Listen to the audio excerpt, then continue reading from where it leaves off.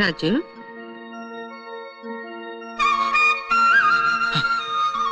ಅಮ್ಮ,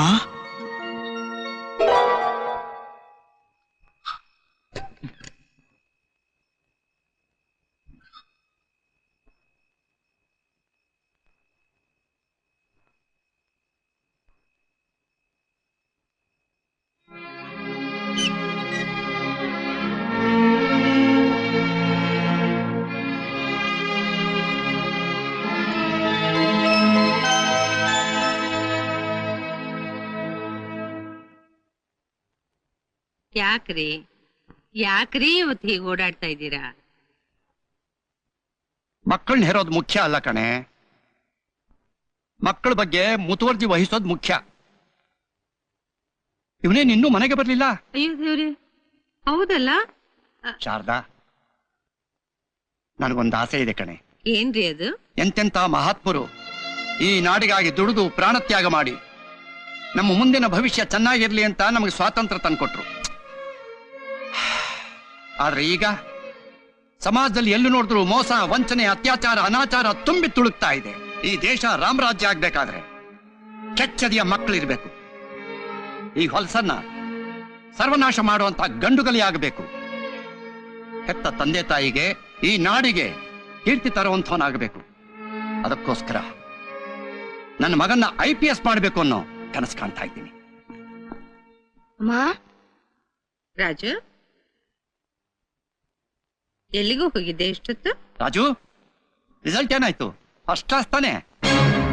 ಯಾಕೋ ಗುಮ್ಮನ್ ಥರ ಇದ್ಯಾ? ಎಲ್ಲಿ ಮಾರ್ಕ್ಸ್ ಕಾರ್ಡ್ ತೋರ್ಸು.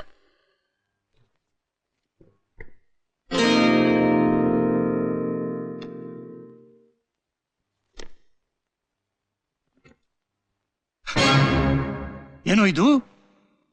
ಒಂದ್ ಸಬ್ಜೆಕ್ಟ್ ಅಲ್ಲೂ ಪಾಸ್ ಆಗಿಲ್ವಲ್ಲೋ? ಇಷ್ಟ ದಿವಸ ಸ್ಕೂಲ್ಗೆ ಹೋಗಿದ್ ಯಾಕೆ? ನಾನು ಓದತ್ತಲ್ಲ ಸುಮ್ಮನೆ ಓದು ಓದು ಅಂತ ಯಾಕೆ ಬಲವಂತ ಮಾಡ್ತಾರೆ. ಇನ್ಮೇಲೆ ನಾನು ಸ್ಕೂಲ್ಗೆ ಹೋಗಲ್ಲ. ಅಮ್ಮ, ಇನ್ನೇನ್ ಕತ್ತೆ ಕಾಯಕ್ ಹೋಗ್ತೀಯಾ? ಶಿವಲಿಂಗಿ ಹೊಟ್ಟೆಯಲ್ಲಿ ಕೋಡಂಗಿ ಹುಡ್ತಾಗ ಹುಟ್ಬಿಟ್ಟಿಯಲ್ಲೋ. ಏಯ್, ಕತ್ತೆ ಬಡವನ್ ತಂದು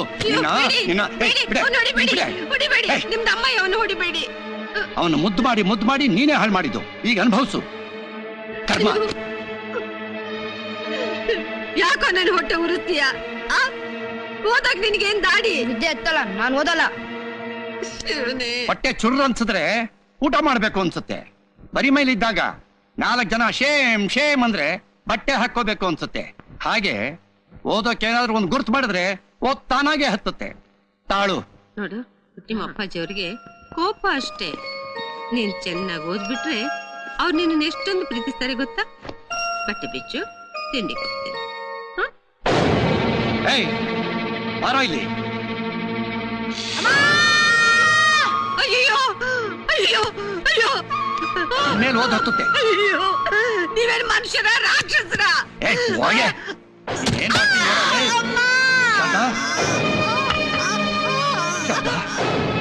ಏನಾಯ್ತು?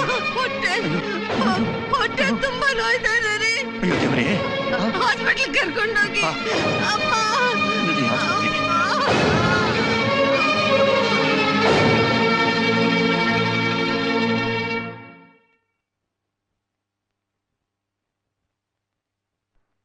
ವಿಘ್ನೇಶ್ವರ, ನಿನ್ನ ಅನುಗ್ರಹದಿಂದ ಸುಖವಾಗಿ ಹೆರಿಗೆ ಆಗ್ಲಿ, ತಾಯಿ ಮಗು ಕ್ಷೇಮವಾಗಿರ್ಲಿ.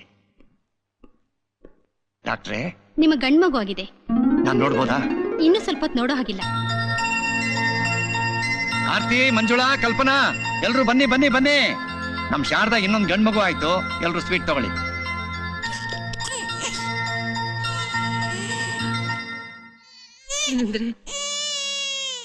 ನೋಡ್ ಬಂತು ಅನಿಷ್ಟ. ನೀವ್ ಒಳಗ್ ಬರ್ಬೇಡ. ದರಿದ್ರದೋನು ಅಲ್ಲೇ ನಿಂತ್ಕೋ. ನೀನ್ ನೆರಳಿನ ಮೇಲೆ ಬೀಳ್ಬಾರ್ದು. ನಿಮ್ಮಮ್ಮ ನಿನ್ನ ಮುದ್ದು ಮಾಡಿ ಗುಂಡ್ಗೋಬಿ ಥರ ಬೆಳೆಸಿದ್ಲು. ಆದ್ರೆ ಇವನ್ನ ನಾನ್ ಬೆಳೆಸ್ತೀನಿ. ಇವನ್ನ ದೊಡ್ಡ ಪೊಲೀಸ್ ಆಫೀಸರ್ ಮಾಡ್ತೀನಿ. ಇವನು ನನ್ನ ಹೆಸರು ಹೇಳ್ತಾನೆ. ಇವನು ಕಣ ನನ್ನ ಮಗ. ನಿಂತರ ಭೂಮಿಗೆ ಭಾರ ಅನ್ನಕ್ಕೆ ದಂಡ ಆಗೋಲ್ಲ ಇವನು. ಹೋಗು. ಇನ್ನೂ ಯಾಕೋ ಇಲ್ಲೇ ನಿಂತಿದ್ಯಾ? ನನ್ನ ಹೊಟ್ಟೆ ಉಡ್ಸೋಕ? ನಂಗಿರೋದೊಬ್ಬನೇ ಮಗ ಅನ್ಕೋತೀನಿ. ನೀ ಹಾಳಾಗಿ ಹೋಗು. ನೀನ್ ಇಲ್ಲೇ ನಿಂತಿದ್ರೆ ಹಿರಿಯ ಕಂಚಾಳಿ ಮನೆ ಮಂದಿಗೆಲ್ಲ ಅಂತ ನಿನ್ ಬುದ್ಧಿ ಇವನು ಕಲ್ತು ಬಿಡ್ತಾನೆ. ಹೋಗ. ಹಟಾಗ್ ಹಟಾಗ್ ಹಟಾಗ್ ಹಟಾಗ್. ರಾಜು,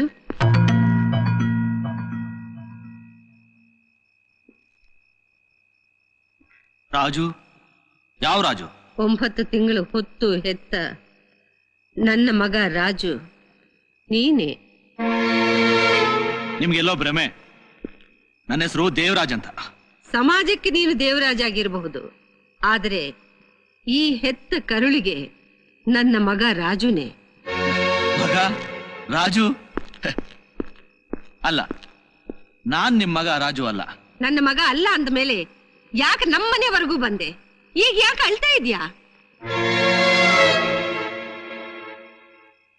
ನನ್ನ ಮನಸ್ಸಲ್ಲಿರೋ ದುಃಖನ ಹೇಳ್ಕೊಂಡು ಅಳಬೇಕು ಅನ್ಸ್ತು. ಆದ್ರೆ ಅಮ್ಮನ್ ಮಡಲು ಸಿಗ್ಲಿಲ್ಲ.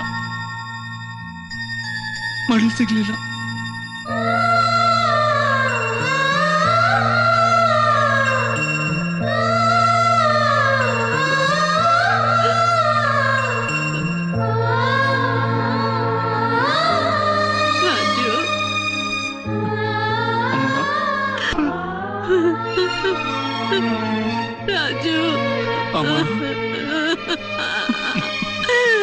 ನನ್ ಕಂದ.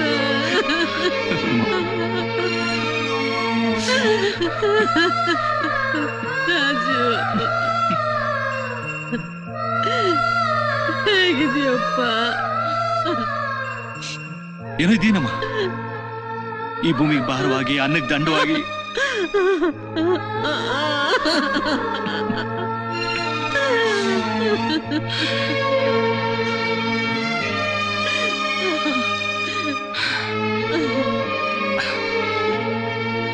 ಅಮ್ಮ, ನಾನ್ ಬರ್ತೀನಿ. ಎಲ್ಲಿಗೆ ಹೋಗ್ತೀಯಾ? ಇಲ್ಲಿ ಇರೋ.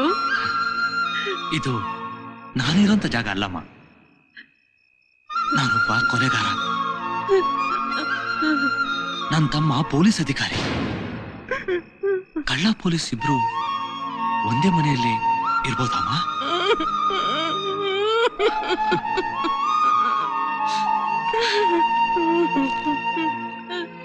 ಜನ ನೋಡಿದ್ರೆ ತಮ್ಮನ್ನ ತಪ್ಪು ತಿಳ್ಕೊತಾರೆ ಅಮ್ಮ. ಜನ ಅವನ್ನ ತುಂಬಾ ಹೊಳ್ತಾರೆ ಅಮ್ಮ. ನನ್ನೊಂದು ಮಾತು ನಡೆಸ್ಕೊಡ್ತೀಯಾ? ಏನಪ್ಪ ಅದು? ಯಾವುದೇ ಕಾರಣಕ್ಕೂ ಈ ಕೊಲೆಗಾರನೇ ಅವರ ಅಣ್ಣ ಅಂತ ಅವನಿಗೆ ಗೊತ್ತಾಗ್ಬಾರ್ದು.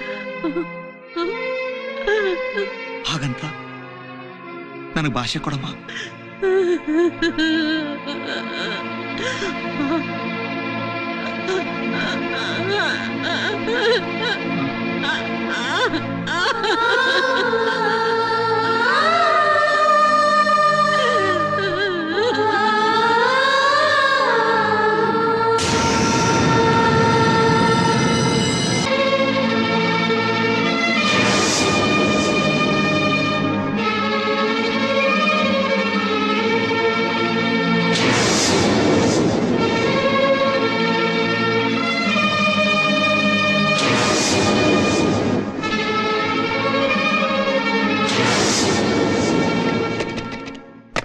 ಹಲೋ, ಜಾನಿ ಕೊಡು.